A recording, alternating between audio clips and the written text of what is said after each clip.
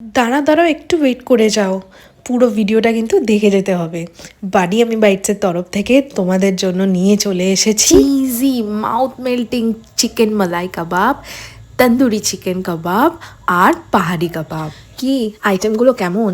বলেছিলাম না নতুন নতুন জাস্ট মজাদার আইটেম নিয়ে চলে আসবো। আরও সারপ্রাইজ আছে, একটু ওয়েট করে যাও, তারপরে আরও বড় ধামাকা আসতে চলেছে। যেহেতু আমি ইভিনিং স্টার্টারের আইটেমগুলোকেই চুজ করেছি, তাই আমি মেনুটা এমনভাবে ডিসাইড করেছি যাতে যেই আইটেমগুলো আমি রাখছি সেগুলো জাস্ট আমাদের সকলের পছন্দ। কাবাবস পছন্দ করে না এইরকম মানুষ আমার তো মনে হয় খুবই কম আছে। তো তোমরা জানিও আইটেমগুলো কেমন লাগছে।